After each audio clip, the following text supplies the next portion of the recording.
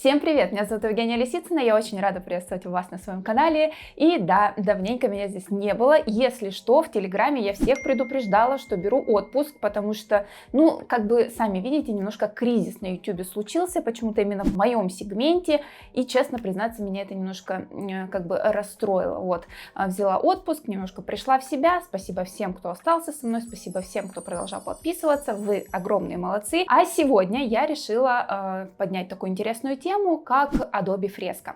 За последнее время это приложение стало очень популярным, и не только в русскоязычном сегменте. Вижу то же самое и в англоязычном сегменте. Очень много внимания внезапно это приложение начало на себя привлекать. И очень часто происходит ситуация, когда я зову всех на мастер-класс, ко мне приходят на мой онлайн-мастер-класс, и обязательно будет вопрос, а можно ли рисовать в Adobe Fresco?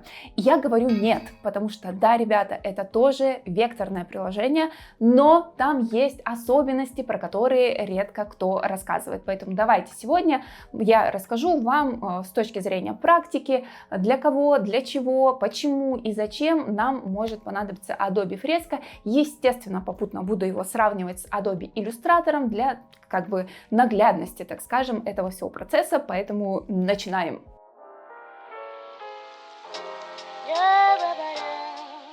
Так что же это за приложение такое Adobe Fresco? Как вы наверняка по названию поняли, это продукт от Adobe.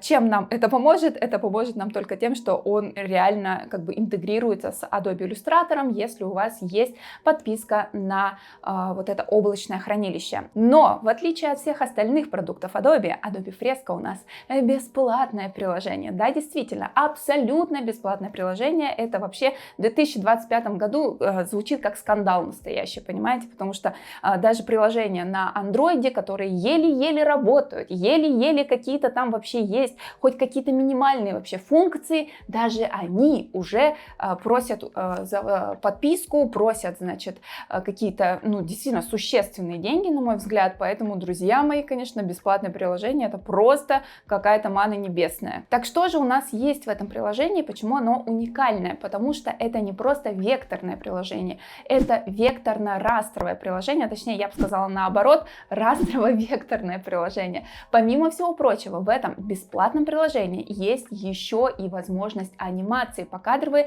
так же, как и в Procreate, и даже таймлапс можно экспортировать, поэтому, просто вообще сказка и красота. Но есть очень большая особенность именно в векторном формате. Мы всегда с вами, когда рисуем в векторе, мы привыкли к тому, что это будет flat, да, это будут простые фигуры, это будут опорные точки, это будут вот эти страшные кривые безье, да, вот это перо и так далее. Так вот, друзья мои, в Adobe Fresco этого всего абсолютно точно не найдете. Как здесь построена вообще система работы? Это построено именно с точки зрения просто обычного рисунка, да, то есть мы с вами рисуем вектор так, как будто мы рисуем растер. Поэтому давайте заглянем в само приложение, я вам покажу, о чем я вообще говорю. Так вот, когда мы с вами заглядываем в само приложение, мы здесь не видим стандартных инструментов по работе с вектором, как мы, например, видим в Adobe Illustrator, про него тоже чуть попозже покажу. Так вот, что мы видим? Мы видим просто кисти, вот они, всякие разные кисти. Вот, пожалуйста, стирательная резинка, вот, пожалуйста, пальчик, который можно растушевывать, да, красивенько. Все практически то же самое, что мы с вами видим в Procreate, да, у нас также есть слои, у нас есть возможность эти слои всячески там группировать и так далее, и так далее. А это значит, что действительно Adobe Fresco у нас работает по примеру любого растрового приложения, когда мы с вами берем какой-то слой, на нем любой кисточкой, то есть здесь есть обычные кисти, кстати, очень широкая библиотека на самом деле, и здесь намного, на мой взгляд, интереснее кисти, чем в Procreate, но опять же, я не покупаю дополнительные кисти к Procreate, те, кто знают, те знают, да. Здесь есть вот такие живые кисти, которыми можно делать очень красивые переходы, и здесь еще есть настройка того, как эту кисть можно раздувать. В общем, с этой точки зрения растера, здесь вообще абсолютно полнейший функционал. Но с точки зрения вектора, как я уже сказала, здесь по сути одна только кисточка, да, то есть мы с вами этой кисточкой рисуем от руки. Это очень удобный формат для ребят, кто рисует растер, например, кто хочет перейти в вектор, ну, не знаю, там, рисовать на стоке, например, или просто попробовать этот формат, но совершенно не хочет углубляться во все эти технические особенности работы с вектором, значит, как эти фигуры обрезать, объединять, как эти опорные точки, куда их девать и так далее, и так далее. Здесь мы просто открываем с вами и начинаем просто рисовать кисточкой. У этой кисточки есть достаточно много настроек. К сожалению, на данном этапе мы не можем с вами создавать свои собственные кисти, но Adobe Fresco анонсировал такую вот возможность, поэтому, скорее всего, в ближайшем будущем в Adobe Fresco мы сможем делать и собственные кисточки тоже. Так вот, нарисовали что-то кисточкой, что-то стирательной резинкой подстерли, и у нас с вами, видите, здесь отдельно вырисовывается отдельный слой, на котором я рисовала именно векторной кисточкой. Также у нас есть инструмент заливка. То есть, по сути, как будто paint, понимаете, да, то есть мы можем какую-то часть с вами выделить, как-то ее там трансформировать, можем все, что есть на слое, трансформировать, да, то есть я не скажу, что в Adobe Fresco вообще нет никакого функционала, это абсолютно неправда, здесь достаточно широкий функционал, но с точки зрения векторщика здесь, ну, как бы немножко тесновато, опять же, это очень сильно зависит от стиля и от того, куда вы планируете рисовать и для чего вы планируете рисовать. Например, если вы просто хотите рисовать на стоке какие-то работы в стиле наивной такой иллюстрации, которая сейчас очень популярна, да, и была популярной, и продолжает быть популярной, или же вы хотите рисовать какие-то иллюстрации в стиле скетч, то Adobe Fresco для этого прекрасно подойдет. Опять же, мы отсюда можем экспортировать векторный файл полноценный, редактировать его дальше на компьютере, и у нас там уже на компьютере появятся и опорные точки, и возможность перекрашивания, и возможность, то есть все вот эти возможности векторной графики на компьютере, когда мы файл откроем, они там все будут. Кстати, вы наверняка заметили, что это не первое видео у меня про Adobe Fresco. Я когда-то писала и очень сильно активно рассказывала про то, как неудобно экспортировать отсюда. Но, друзья мои, все окей, все починили, все классно, можно экспортировать спокойно, без обтравочных масок. Про это я, кстати, добавила отдельный урок в свой марафон по векторным стикерам в Adobe Fresco. У нас, кстати, сейчас новый будет поток, поэтому обязательно туда заглядывайте. Рисуем с вами персонажа, делаем из него разные позы, разные стикеры. Там же рассказываю, как эти стикеры загрузить потом в Telegram и также как их потом напечатать, да, как их отредактировать, в том числе на компьютере. Тоже все это очень подробно рассказываю. И по сути у нас здесь как бы марафон про то, как создавать персонажей, то есть, да, персонажечки тут достаточно много, плюс вектор, плюс Adobe Fresco и плюс у нас еще стадия, так скажем, реализации. Все вместе за очень-очень привлекательную сумму, поэтому обязательно приходите, буду очень рада видеть вас на этом марафоне. А теперь давайте посмотрим, что же есть в Adobe Illustrator такого, что не может покрыть Adobe Fresco. Так вот, Adobe Fresco покрывает примерно 5%, наверное, всех векторных возможностей. По сути, там этих векторных возможностей-то и нету. То есть у нас там есть одна кисточка, возможность эту кисточку править, как-то там немножко редактировать эти объекты, ну и по сути все. Когда же я говорю про векторную иллюстрацию, про векторную графику, почему я, например, люблю именно Adobe Illustrator, потому что у нас с вами здесь есть возможность, например, создавать простые фигуры, и у нас здесь есть опорные точки, благодаря которым мы эти фигуры можем редактировать. И, например, в отличие от Adobe Fresco, где если мы нарисовали какую-то линию, вот я прямо здесь тоже таким же инструментом нарисую, чтобы вы понимали, как это все происходит.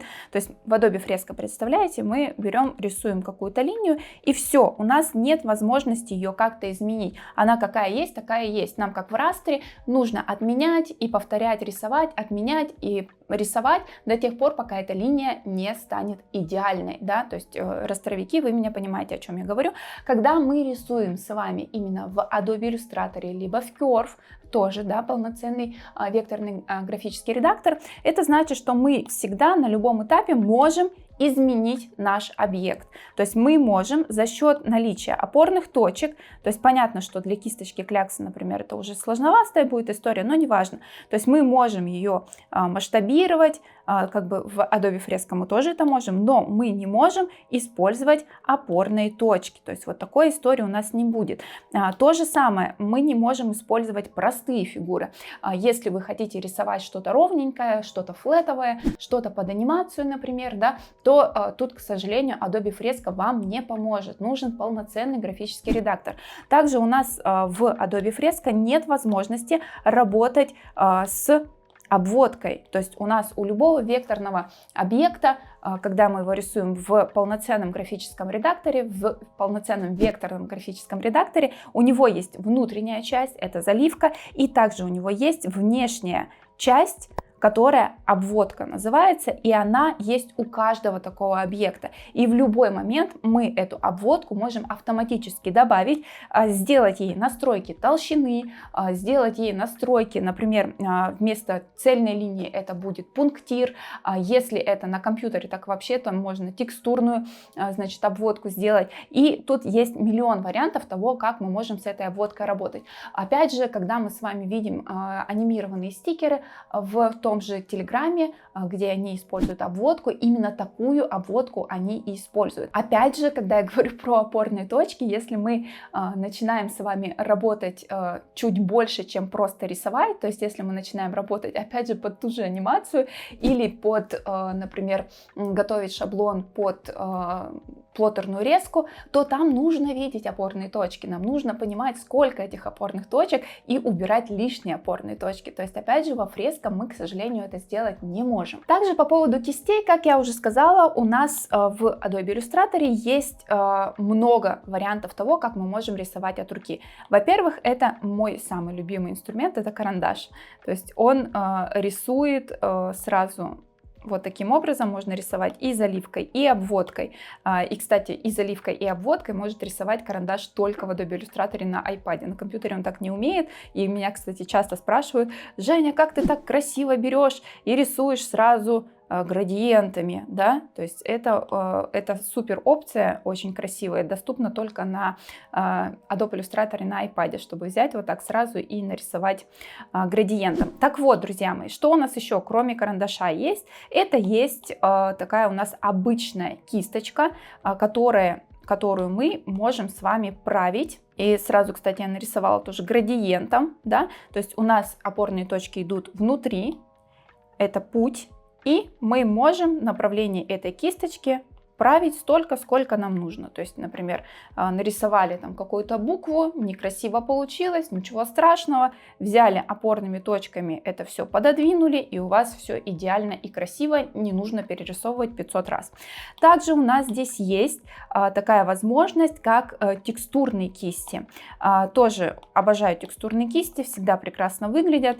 То есть и у нас с вами есть возможность рисовать не такой плоский вектор, к которому все привыкли, да, что это тупо флэт и так далее, и так далее. Нет, здесь вектор даже на iPad уже можно рисовать достаточно интересный, с классными имитациями. Я недавно рассказывала про свой проект, делала маскот для клиники, и там я как раз рисовала эти стикеры, используя векторные текстурные кисти. Изначально, когда я рисовала маскота еще давно, там лет 7 назад, я не знала этой фишки про текстурные кисти, и тогда текстурные кисти в целом как бы были не очень, так скажем, а теперь все поменялось, и вот вместо того, чтобы рисовать в растре, как я это делала 7 лет назад, я всех персонажей нарисовала уже в векторе, а это значит, что мы можем этих персонажей масштабировать, мы можем их редактировать, мы можем их переделывать сколько угодно раз, напечатать на открытке его, напечатать там на баннере, когда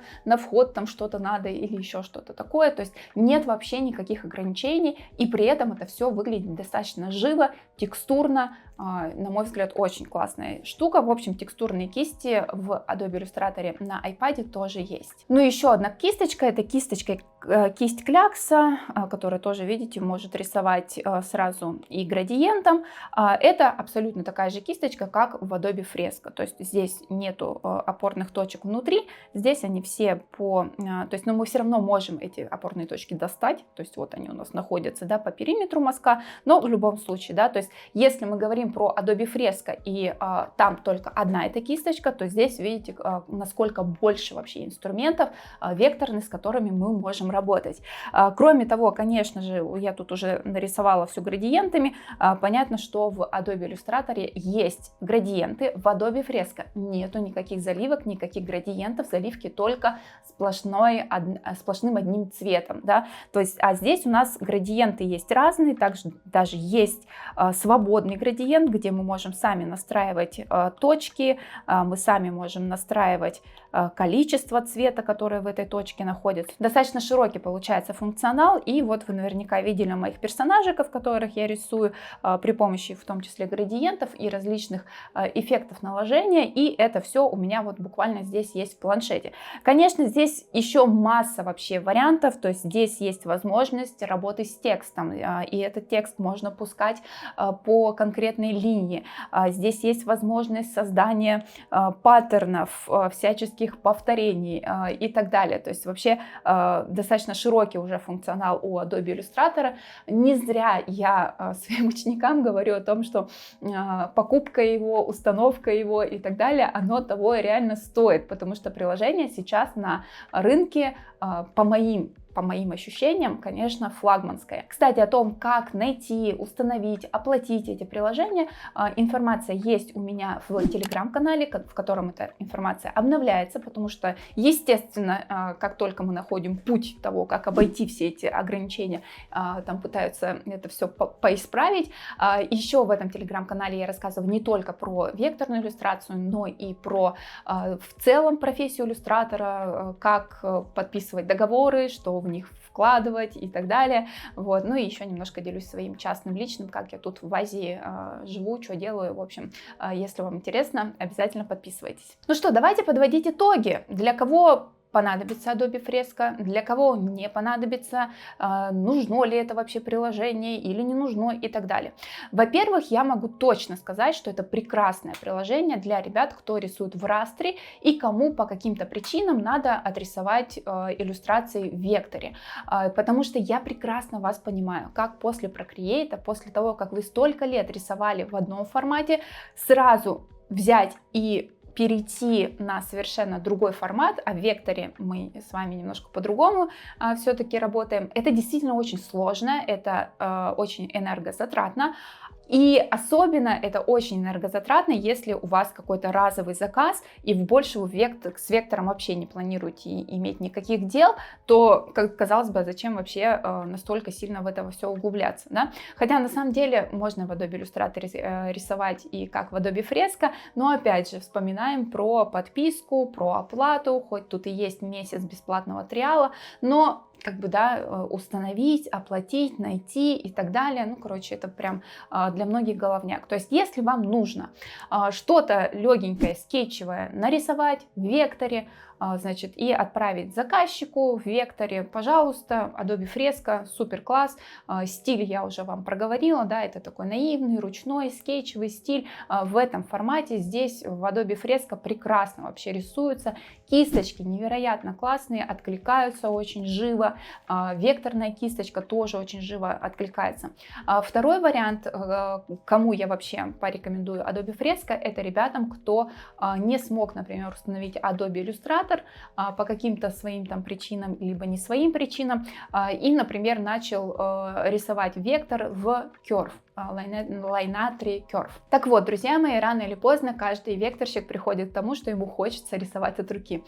Я всем говорю начинающим, у кого мало навыка рисунка от руки, что нужно стартовать с простых фигур для того, чтобы у вас сразу получалась красивая гармоничная картинка, и потом параллельно ставить руку и так далее. Потому что мы все знаем, да, как в растре, например, сложно сразу от руки рисовать какие-то красивые вещи. В векторе нас от этого, от всех вот этих проблем, от всех вот этих вот стенаний и часов вот этой вот перерисовки одной линии, как вы наверняка заметили, да, спасают и опорные точки, спасают и простые фигуры и так далее, но рано или поздно наступает момент, когда уже скучно рисовать во флете, когда хочется уже чего-то поживее, когда хочется уже более интересных линий, да, пробовать скетчевые какие-то направления и так далее. И в этом случае я рекомендую тогда переходить рисовать в Adobe Fresco, потому что, к сожалению, в Lineat Recurve очень-очень плохие кисти. До сих пор они плохие. Я не знаю, может в ближайшем будущем они это и поправят, но в общем сглаживание там ужасное, больше намучаетесь, честно признаться. Поэтому да, простые фигуры, флэт и всякие такие штуки мы рисуем в Curve, а всякое живенькое, интересное, скетчевое мы рисуем во Fresco. Для кого не подойдет Adobe Fresco? Давайте сразу скажу. Во-первых, для реально начинающих, у кого не поставлена рука, потому что вы наверняка заметили, что там нужно много рисовать от руки, и если вы хотите сразу выдавать какую-то коммерчески привлекательную иллюстрацию, я рекомендую, как я уже говорила, начинать с простых фигур. Собственно, у меня в курсах мы так и начинаем, постепенно усложняя задачи для нашей вот ручечки. Также я не рекомендую Adobe Fresco для ребят, которые точно настроены работать с вектором и точно хотят в этом направлении, как бы так скажем, развиваться, да, потому что из-за того, что здесь достаточно ограниченные возможности векторные, сразу не поймете всего смака векторной иллюстрации. Это первое. Второе. Проще сразу с нуля научиться работать с вектором, чем потом себя переделывать и переучивать, да, то есть вы все равно привыкаете работать так, как с растром, а в векторе все равно есть определенный формат мышления от объекта, который лучше наработать сразу, к этому привыкнуть, да, и потом уже, если есть желание, развиваться в сторону ручной графики.